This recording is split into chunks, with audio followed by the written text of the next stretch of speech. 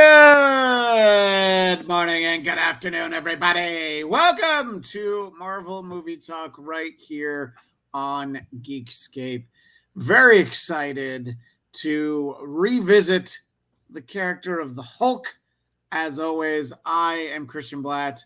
With me is Michael X. Shirley. You're going to have to pay soon. Not me. I'll be all threads all the time if I have to pay for X. I'm not that worried about it. But in any case, you've got the X, so you should be grandfathered in for free. I know, right? Now, a few weeks ago on this show, we did an episode where, for the first time, I was watching the Ang Lee Hulk. What? That was your first watch? It was the whole point, yes, that I had never seen it. Wow. Yeah. I had never seen it because it had been accurately described to me what the movie was like. And then I saw the movie and I'm like, yep, that's why I didn't see it. But I did that for you, our Geekscape friends, our Marvel Movie Talk audience. I saw that movie for the first time. It came on the heels of my first watch of Elektra. By the way, I don't think I have any more that I haven't seen now. I think those were the two, even Marvel adjacent shows. That doesn't mean that we won't one day do an episode on the Roger Corman Fantastic Four. There's plenty of shows that we can visit. And I'll tease an announcement for the end of the show. Ooh. This is not our last trip into the world of the Hulk, but stay tuned for that. So, yeah, I had seen The Incredible Hulk. Apparently, it was 2008. In my mind, it was 2011. This movie's older than I thought it was, but the internet didn't lie to me, at least this time. Somebody's Twitter was lying to me earlier today, giving me farcical information, but in this case, the internet did not lie. I remembered seeing the movie. Now, we have to have a starting point for this movie. Generally, I like Ed Norton in movies. I think Fight Club is great. You got American History X.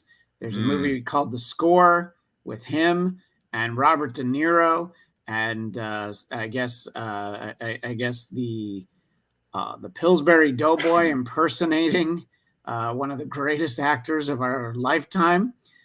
In a Mumu, we have we have a great actor, Marlon Brando. But you wouldn't know that he was acting in this movie. But anyway, in general, I like him. So I have to start with that first. Do you like Ed Norton in other movies, Michael? Yeah, for sure. It's an important starting point because I have people that I don't like no matter what it is. You put Kristen Chenoweth in anything, I'm not going to enjoy it. It doesn't matter what it is. Okay. Yeah. There might be a backstory there for another time. But, sometimes you just, look, everybody has those people. Sometimes it's like you see them in one thing and you're like, I can't watch a movie where Vin Diesel's in it because I look at him and I'm like, that's Vin Diesel. My name's Dom. No, you're Vin Diesel. You can't fool me. You're not doing anything else. That's why I like Tony Danza, because Tony Danza, every character he plays on TV is named Tony. He's like, yeah, you're a Tony. But all right. So in general, you have liked him. Now, when you went into this movie, I assume this was back in a time when you would see movies in the theater, yes, Michael. So were you excited for this one? I've never been like a huge Hulk person. Sure. But well, not this Hulk, brother. Yeah, you got me there. Terry, on the other hand, you're he's the only Hulk in my heart. When I went to see it, it was just because I'm such a huge Marvel fan. That was the impetus for that. By the way, speaking of Terry Hogan, he is very close right there, brother. And our friend Eric Conner joining us now from the Hulk bunker, somewhere in an undisclosed location. In any case, so Michael was just kind of explaining he was never really a Hulk person, but you'd enjoyed the Eric Bana one enough that you're like, oh, I'll go see another Hulk movie. Is that the case? Well, I was very curious as to what was so wrong with, well, that might not be the best way to put it. I was curious as to why they would reboot a movie so quickly. Yeah, that's fair. Yeah, because you're on record how you feel about reboots and recasts and whatnot. Oh, you think that you think Tobey Maguire should still be playing Spider-Man in his 50s. Yeah. Grandpa Spider-Man. No, he still wants Japanese. He still wants Japanese Spider-Man. Actually, I do too. Yeah, all right. He's a purist. Same page. So, Eric, we sort of recapped the audience that we did our recent episode about the Ang Lee Hulk, and now we are doing, as promised in that episode, we're doing the 2008 Hulk that I thought came out in 2011. Boy, is my face green. In any case, heading into this movie, I did see this movie in the theaters. I did go see it when it came out. It came out like a month after Iron Man, the first Iron Man. So I was hyped up for more Marvel movies. I didn't even think about not going to see this. What did you think, Eric? Oh, totally the same. Anytime a Marvel movie is coming out, it's not a question of will I go? I'll go. At this point, particularly MCU. Though I did not see Elektra in the theaters, but beyond that, even outside the MCU, I don't know if there's been any Marvel movies I missed the chance to see in the big screen. But it's funny, you're talking about timeline, right? And it's as I've mentioned previously, right? I know this came out at the same time as Iron Man because of the Comic-Con panel, which had them together.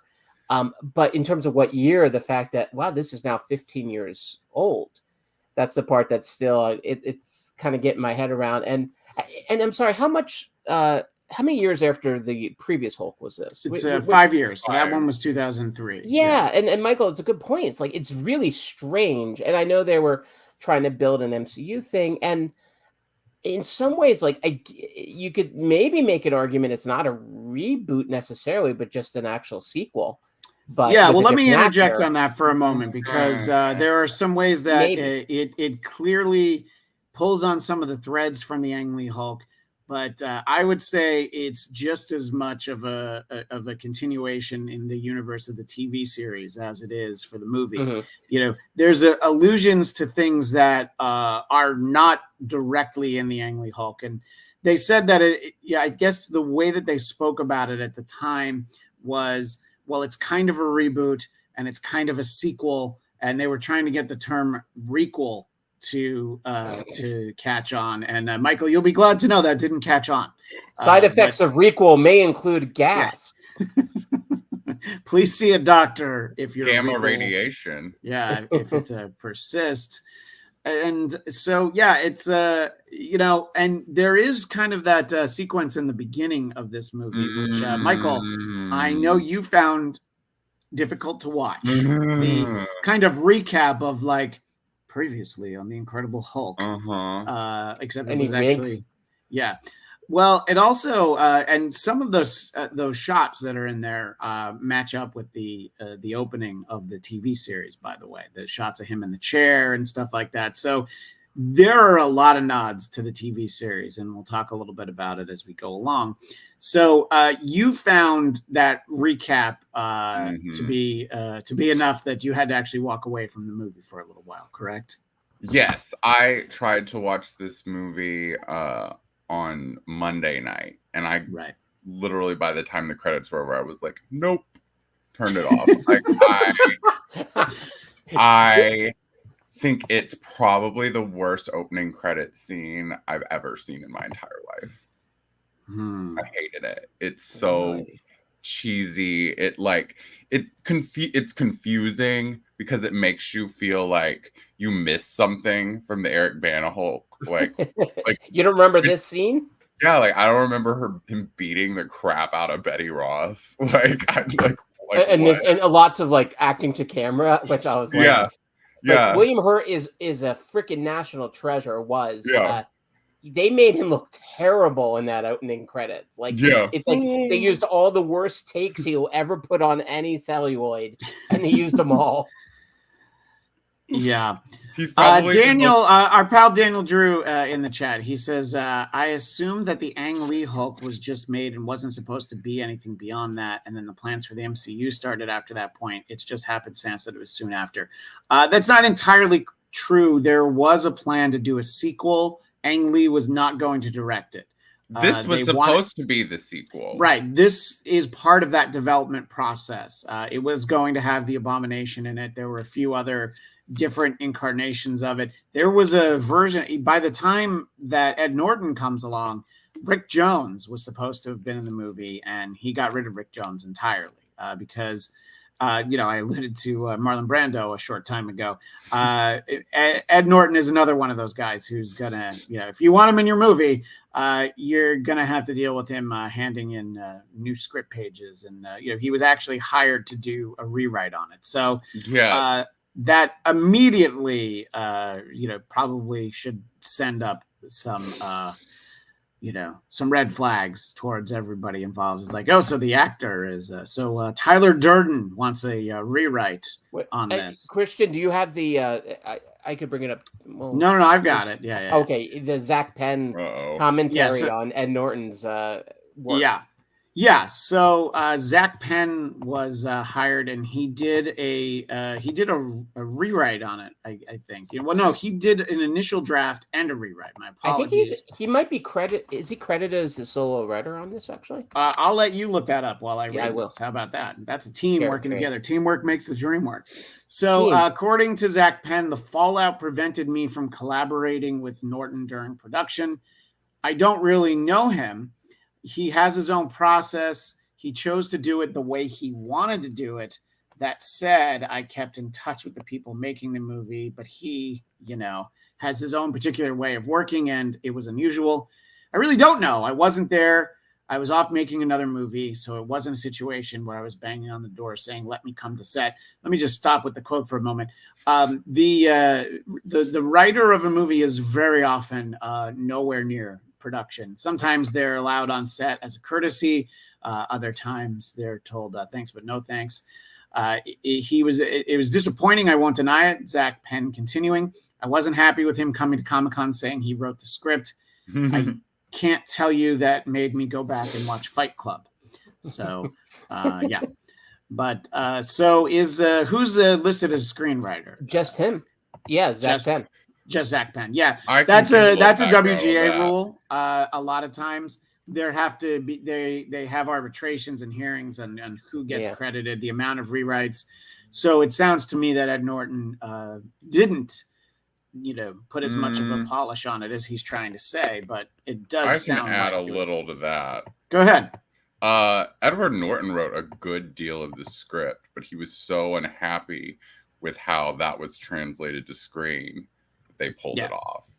Right, exactly. So, and I think that in general, Kevin Feige supposedly liked Norton in the role because he reminded him of Bill Bixby.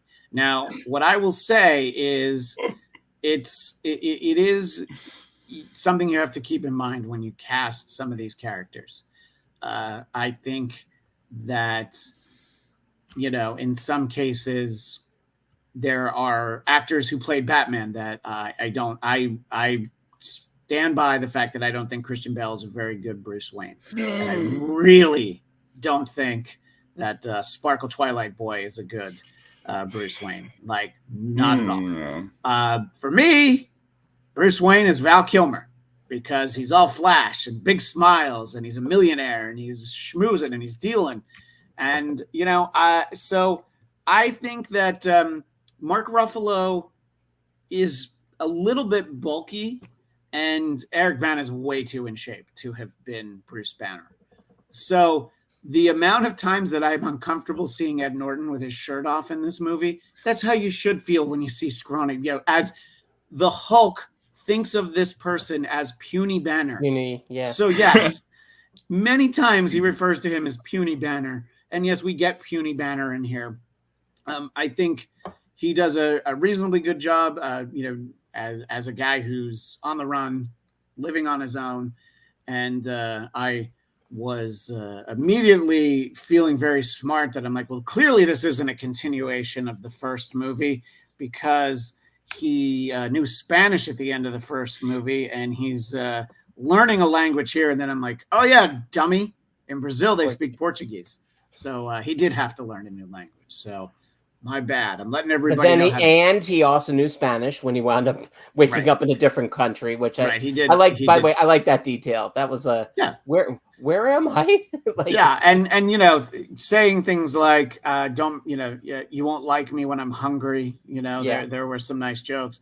And speaking of the Bill Bixby version, by the way, when he's flipping through the channels very early in the movie, there is a clip of courtship of Eddie's father, starring Bill Bixby. So anyway, just a little bit of the background that this movie was troubled before they even started filming, and it seems like the problems continued. Now, I started off by asking Michael if he'd ever liked Ed Norton in other movies. His answer was yes. Some of the movies he's in are very good. Now, I have to ask you about someone else in the cast. Have you ever liked Liv Tyler in anything? Hard no. Hard no. Oh my gosh. Well, Christian, I know you have an image there that. Well, I don't know. I don't know what you're looking for, but I'm just going to say the first time I ever saw Liv Tyler, I was a 17-year-old man. And I felt like she and Alicia Silverstone, you could really feel the chemistry between them in which look, whether it's Amazing, Crying, or Crazy, they're all the same song. And Alicia Silverstone's in all three. One of them has her in it. They do get into the water, and I decided, due to the uncertainty of the age of the actresses, I was just going to go ahead and grab a still here, keeping in mind I was 17 at the time, so everything was fine. But I literally have no idea how old they were, because as we're talking about it, I'm remembering. Oh yeah, I did. It's immoral. Is it illegal? That's the question. I mean, for the age I was at the time, that turns into a different I was story. I'm a little older than you, so for me, it was, yeah, you were a big creep. Yeah, no, totally. But enjoying those videos as much as I did, as often as I did, definitely one in the creep factor. But yeah, I mean, so Michael, if I may ask then, all right, when is Liv Tyler on a disappointed you least? Oh, wow. When she moved to London. There it is. Thank you. And this is also this is something that you sent to me, right? Is this from what is that? Is she talking to Daredevil there? Who's she with? Yes, this is Armageddon, the famous one of the creepiest scenes, and I've seen some creepy cinema, but this might take win, place, and show for creep factor. It's Daredevil, still with his vision, playing seductively with, and they're not necessarily animal cookies. Those are Circus Parade, one of the great cookies seen in many a crafty table in LA. But better than a Peak Freen, which is a very serious cookie. This is a little bit better for food play. I see. Yes, and obviously. I remember, I know you're talking about Armageddon, and of course that's the movie where John McClane is her father. Now, I'm sorry, I want to let you finish your thought, though, please. Oh no, but I saw this in the theater. I saw Armageddon in the theater, and he's playing seductively with the cookies and shoving them places, and she's like, "Do you think anyone else is doing this?" And I, without even a second thought, screamed at the top of my lungs, "Fuck, I hope not." And I mean, we also had a fair amount of drinks in us when we saw Armageddon and Space Madness, which is a very real condition I still suffer from. But that moment, you still suffer from Space Madness. You never recover from Space Madness. You can only treat it. You can't solve it. So Liv Tyler, I think, anytime you cast her, and you cast her as someone who then went back for graduate school, you're asking a lot of your audience. Even the photos they have of her, like from like work, and she's sitting there, and like I teach. I wish I looked that good when I'm teaching. She had her smart girl glasses on. No, she literally had her smart girl glasses on. I don't know what you're talking about. Don't leave again. Oh, right. That moment. Well, look, let's be honest. I mean, the prior on-screen version of this character was Jennifer Connelly. So, you know, it's a step down, but is it an entire flight of stairs down? You know, I'll leave that to the audience. She speaks so quietly in every scene that they're and breathy. Yeah. It's just eyes and a mouth. Just like yeah. Every scene is just like there might be some other body parts there too, but that's it. But I noticed a torso in one scene, but yeah, you're right. You're asking us to believe that she works in a lab. Oh my God. Teaches. You wouldn't even think she's supposed to be like a scientist. She doesn't seem like she could solve a crossword puzzle. Like, it's just like, oh my God. Like, I will say, you know, that's probably the most disappointed I've ever been in Jennifer Connelly, like as a performance. But at least she seemed like she was a smart scientist. Like Liv Tyler, she's just like the damsel like trope. It's just like, ugh. Dr. Ross, really? Okay. They don't have her doing much doctoring. Jennifer Connelly did a lot more doctoring in the prior version. Yeah. Christian, if I ask you who is the least convincing PhD in the history of cinema, I'm curious if female PhD in the history of cinema. Oh, okay. I have an answer for this one, but I'm curious. I would like to hear your answer because that would be Dr. Christmas from James Bond, as played by Denise Richards.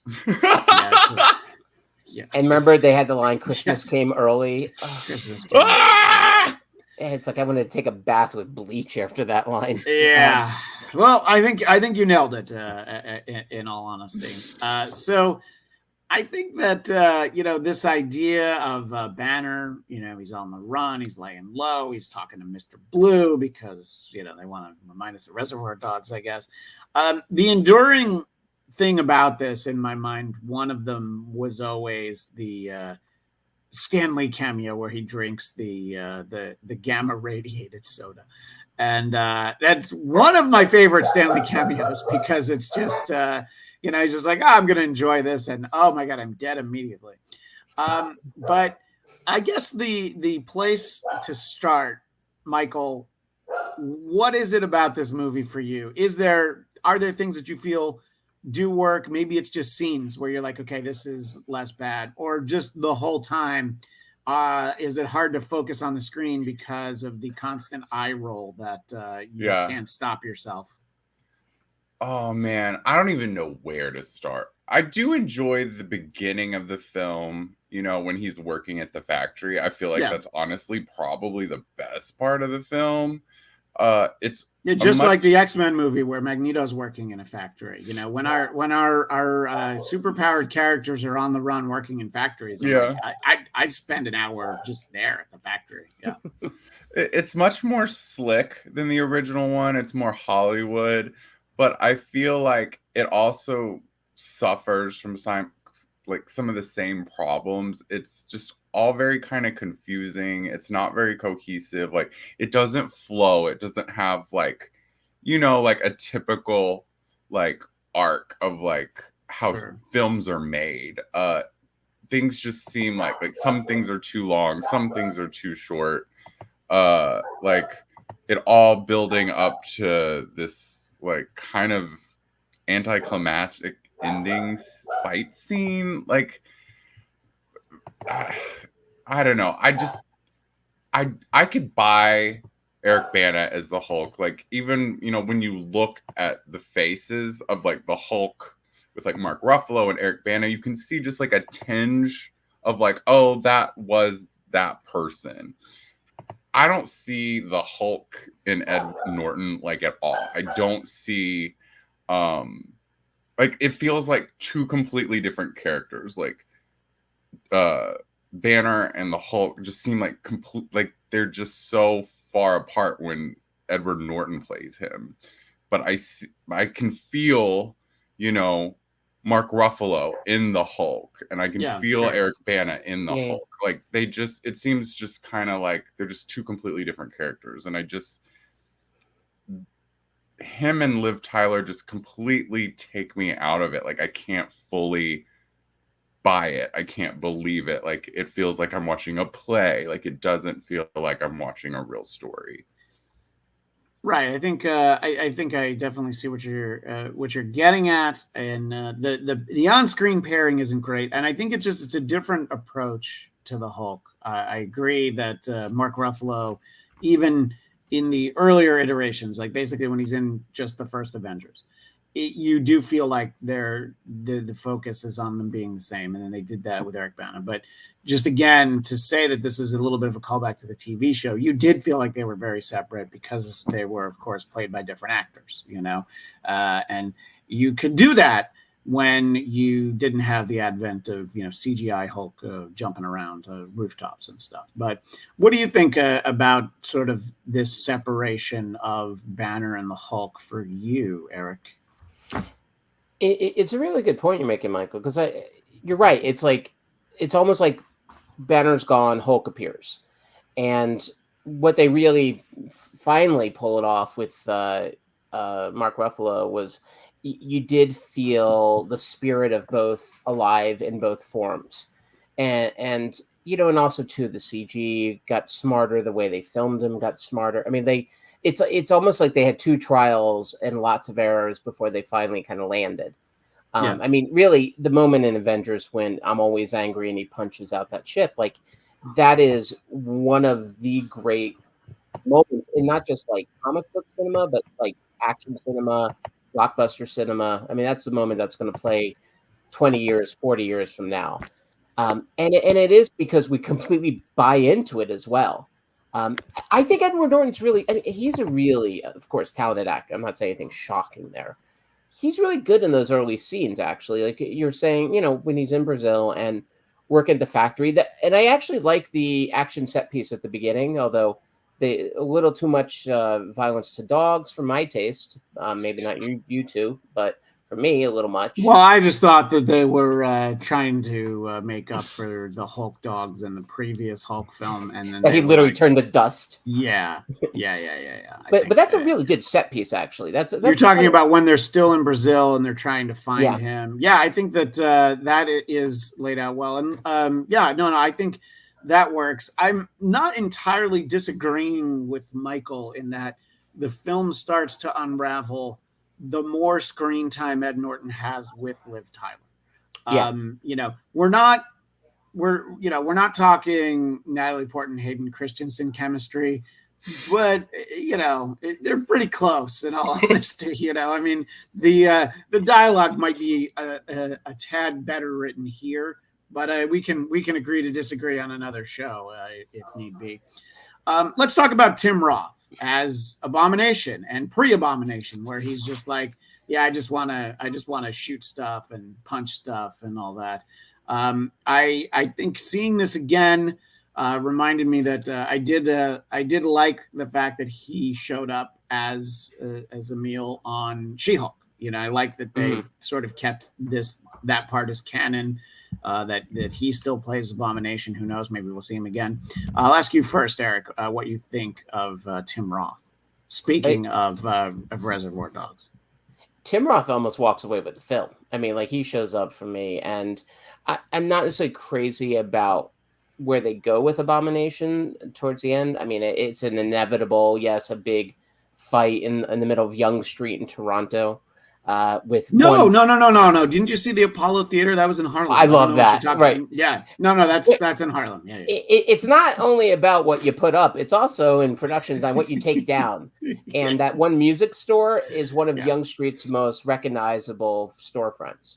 So it's like, okay, obviously, Well, the Apollo was there. The Apollo was there. So you're missing the point, Eric. No, I get the point. The point is, of course, how they're going to say it's Bronx is that, but then, or Harlem it's that, but then in fact, it's so clearly not. My interjection is my favorite one of those, because you mentioned the Bronx, is the Jackie Chan movie Rumble in the Bronx, which is so with the mountain range. There's a mountain range behind the skyline, so it's like Oh, this is the outer boroughs of New York, somewhere around Vancouver. But anyway, you go across 125th Street, New York looks really different. I do feel like Tim Roth works fairly well. I'm going to compare him to Colin Farrell in Daredevil because it's a similar approach. It's not entirely dissimilar character, and he pulls it off way better.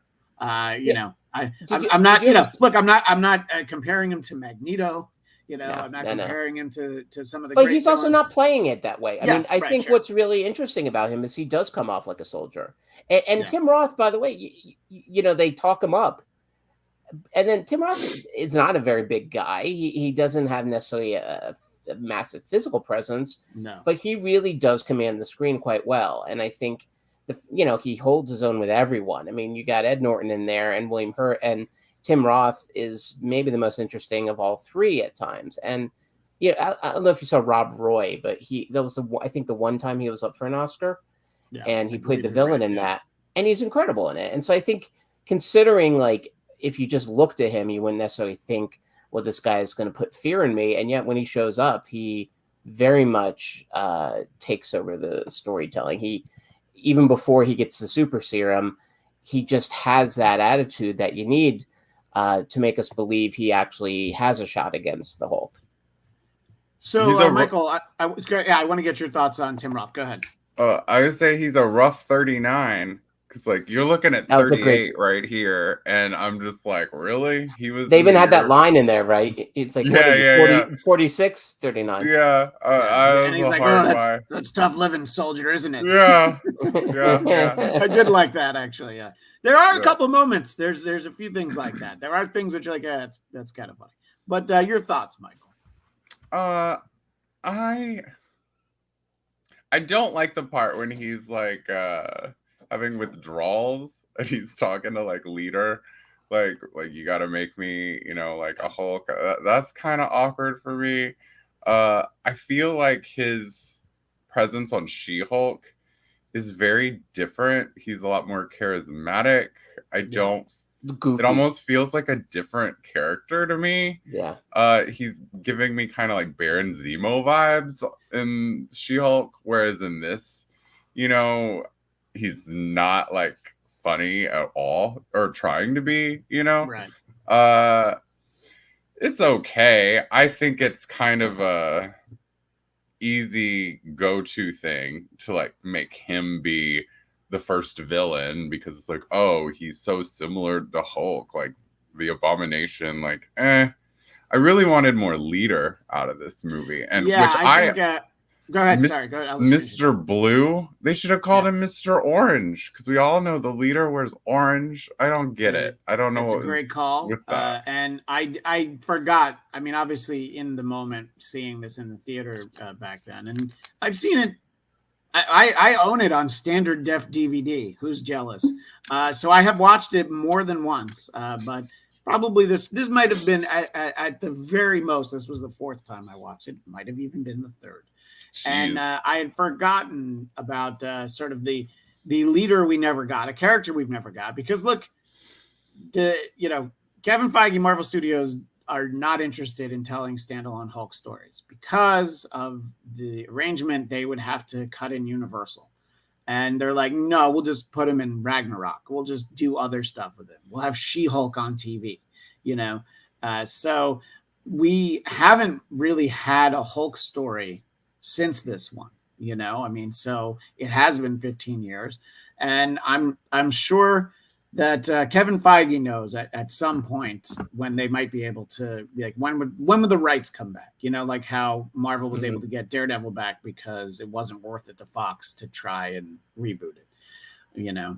So I think that there's a little bit more room to maneuver, but I wonder if we'll ever get a proper Hulk movie ever again. I think that they feel like he kind of works well in this role, and the Mark Ruffalo version of the Hulk works more as an ensemble, but I'd certainly be up for it if they were going to make a movie. And I think that there's a little bit of humor throughout. Apparently, one of the moments that is in the earliest draft of the script is Bruce realizing that he can't get too excited, so he can never have sex, and that's the biggest tragedy of this whole thing. The fact that Banner's like always, it's like no, I gotta calm down, So I thought it was a funny moment, especially because he's like, yeah, I can't get too excited, and Betty's like, not even a little. he's like, no, get your finger out of there. No, we can't even go a little. That was for Michael. I knew that would make you boys laugh. All right. You want to go see Beetlejuice the musical?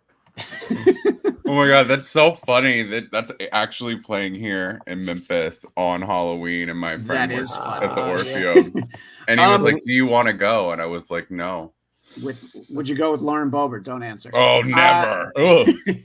So let's give a quick shout out to Ty Burrell, who most people know as Phil Dunphy from Modern Family. As look, a lot of these superhero relationships do need the cuck boyfriend who gets walked all over. But there's the important scene where it's like, oh, he called Ross, so we're okay to not like him. It's perfectly fine that we don't like him, but I had forgotten he was in it for a brief moment, and I was like, oh yeah, there he is. I love how he just kind of like as soon as Banner comes back, he's just kind of like, whatever, you can have her.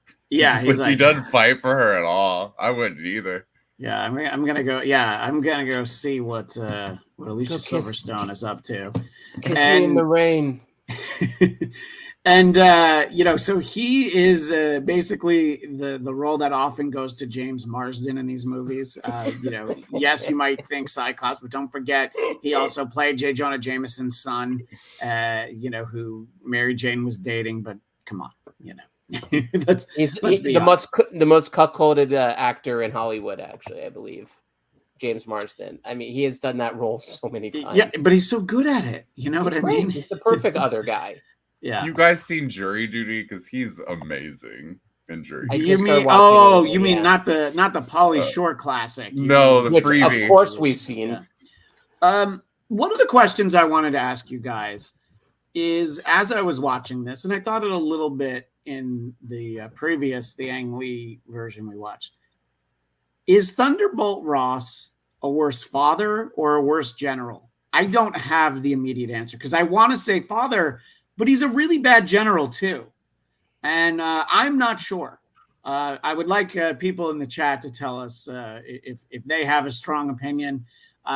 He's really not good at anything is kind of what I'm getting at, but his mustache upkeep is solid though. I mean, I think as groomers go, he's fine. Maybe when Harrison Ford takes over, he's going to be a good general and a good father, except we're not going to see Betty. I mean, we have, and in my mind, I always want to call her Betsy Ross because I feel like that. Me too. Yeah. Right. But yeah. So what it comes down to is that I think that the Hulk scenes are good, and to Eric's point that by Avengers they'd really gotten a handle on the CG and how to make it work, and obviously you have a few more years because Avengers actually is 2011. So, they get a couple more years in. I think that they learned a lot from the previous version. And I think that in a lot of ways, this Hulk does move better. He looks a little bit less cartoony to me.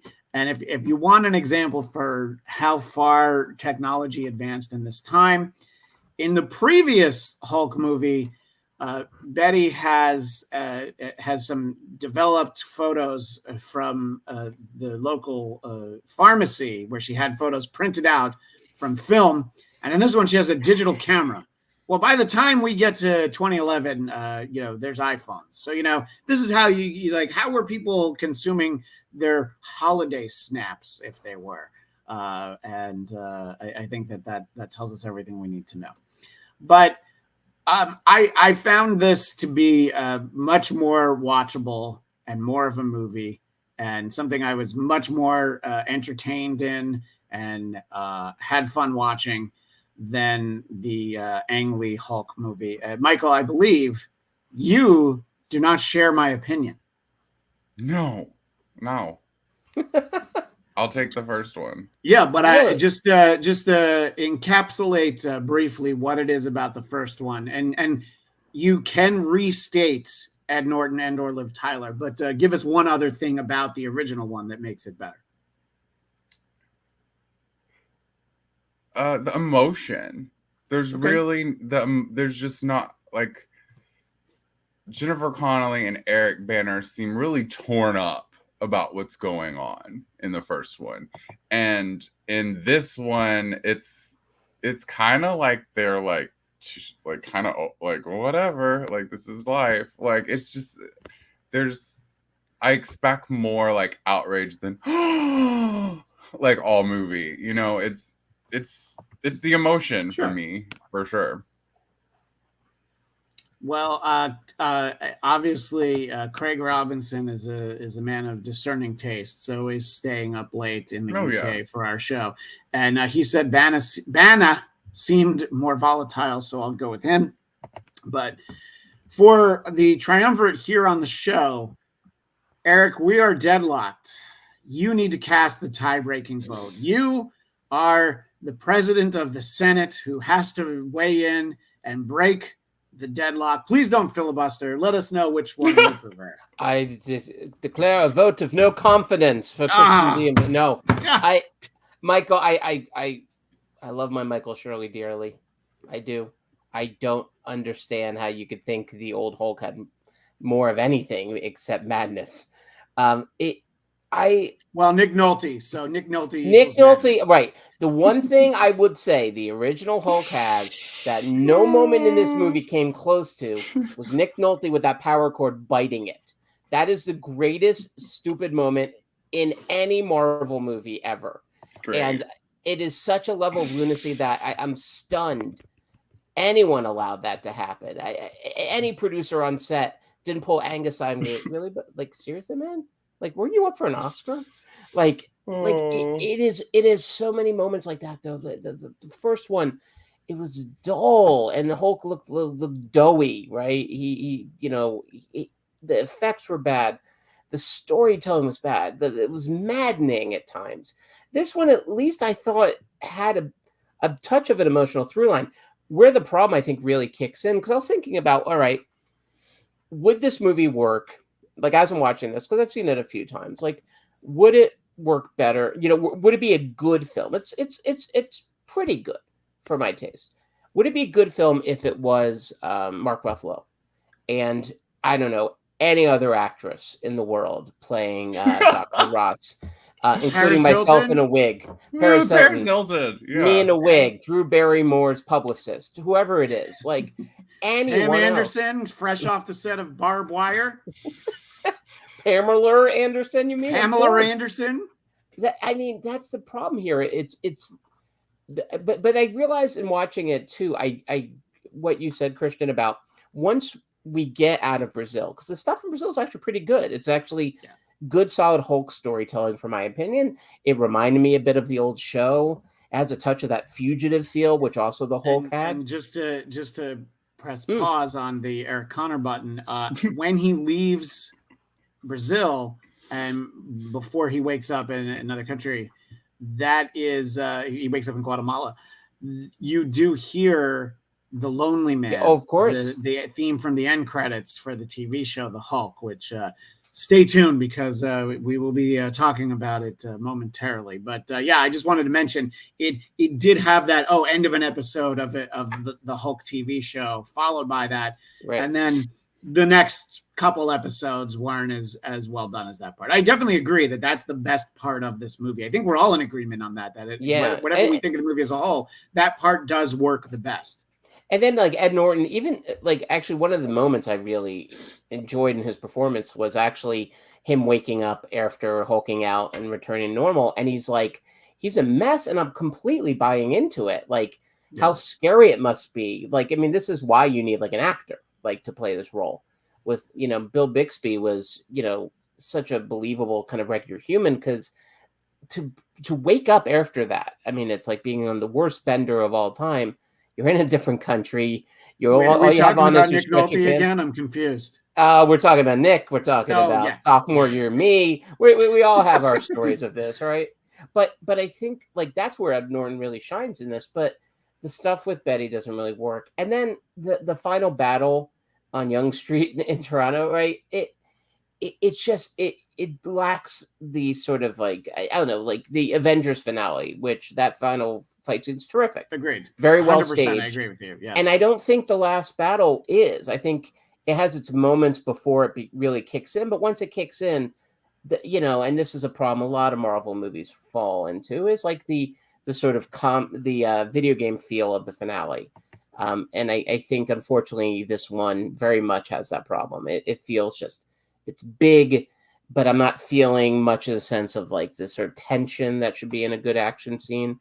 So it kind of, the ending just feels like it kind of peters out, even though they're spending so much money on destruction. Yeah. By Peter, do you mean Andrew Garfield? I remember, no, I'm talking the guy from the Electric Company who used to play Peter. Oh, yes. Right, of course.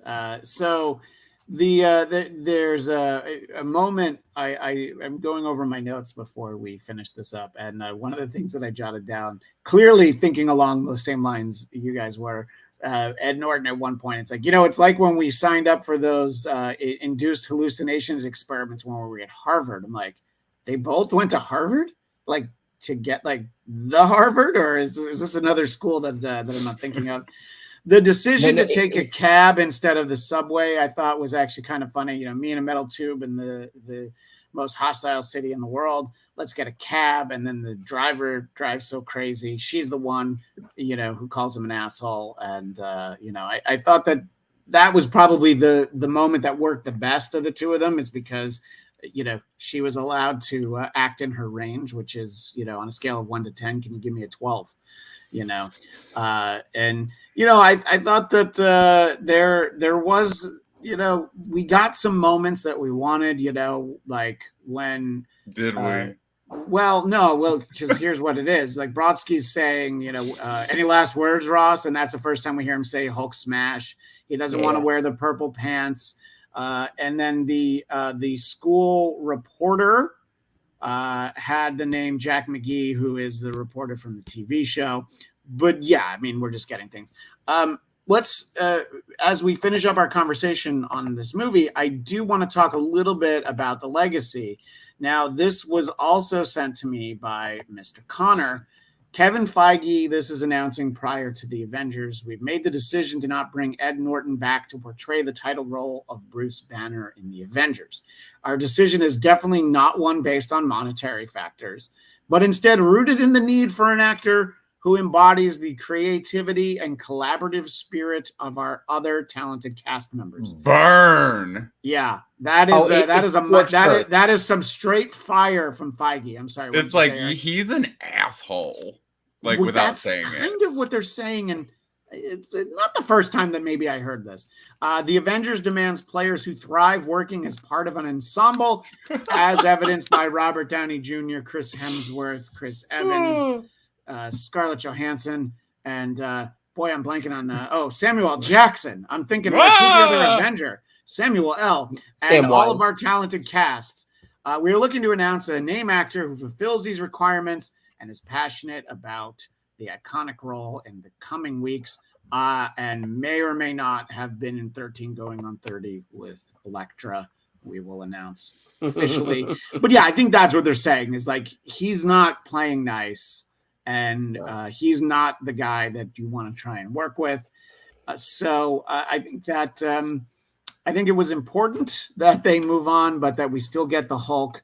And I don't know. I think that he works really well. I'm talking about Mark Ruffalo. I think that I do like him as the Hulk. I've become very I've grown accustomed to his face, as they say, and I feel like it's going pretty well. And hopefully we get more of him. We got to see him in She-Hulk. Well, I have a feeling he's going to be a really, really big part of Captain America Brave New World, because I was really shocked looking in the comments that Daniel Drew didn't know this.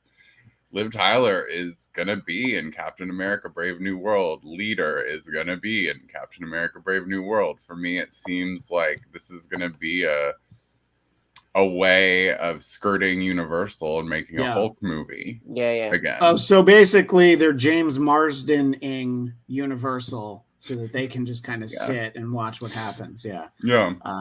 Because everyone loves, I mean, I think it's pretty undisputable. Everybody loves Mark Ruffalo as the Hulk.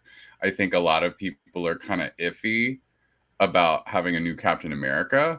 I am really, really,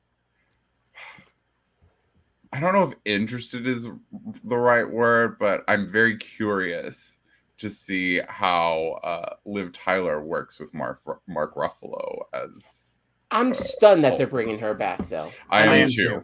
I don't get that choice. I mean, unless they're just bringing her back to kill her, for one scene and then, make Michael Shirley very happy. But it feels like they've given.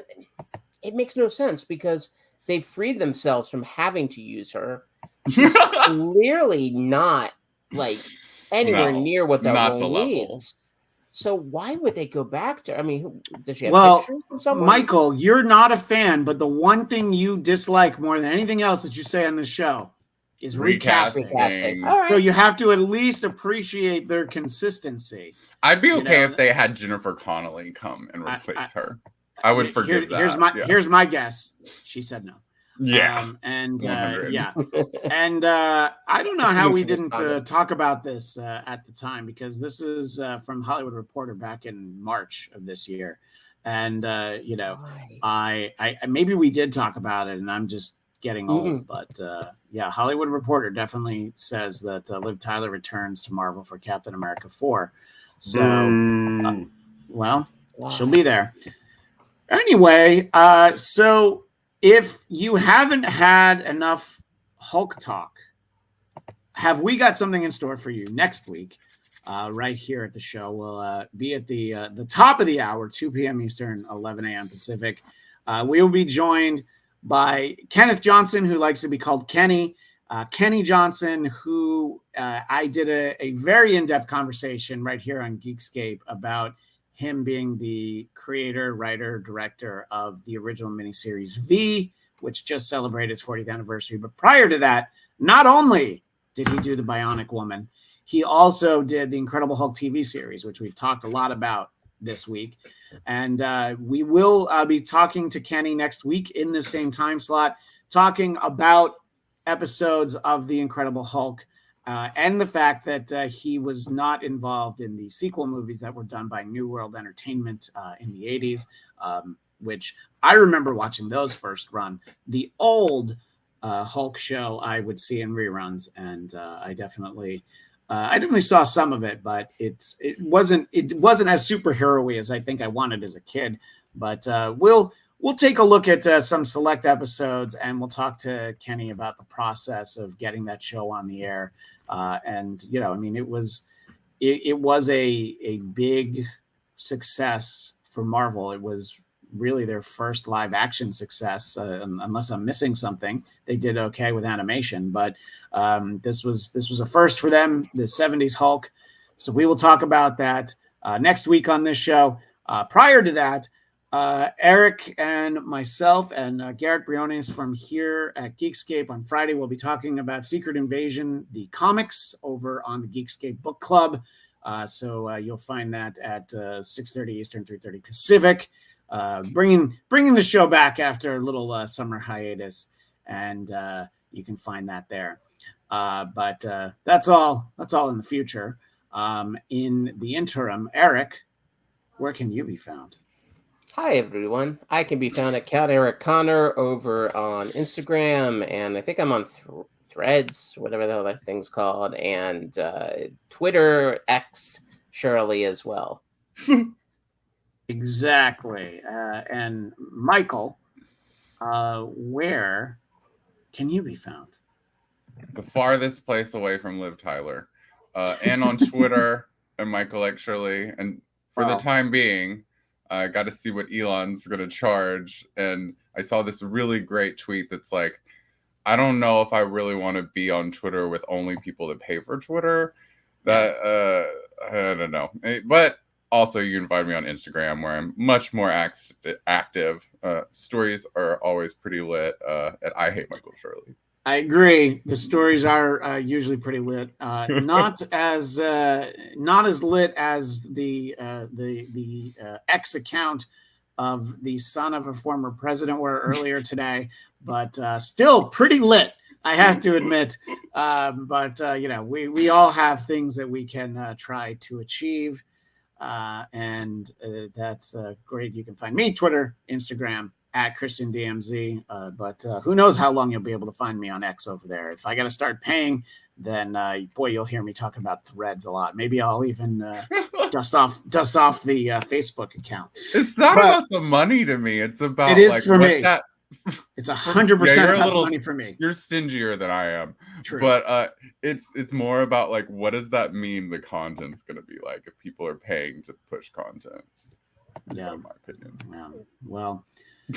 Well, that's all the time we have for now. I have to be moving on, and no, we can't stay. And I would play the Lonely Man theme from The Incredible Hulk right now, but I don't want to do anything that will catch the attention of YouTube. I don't want to get my pals at Geekscape in any kind of trouble. But so we will just say so long. See you on Friday for the Geekscape Book Club on Secret Invasion, and then right back here next Wednesday talking Incredible Hulk with Kenny Johnson. That's all the time we have for now, brother. As the great Stan Lee would say,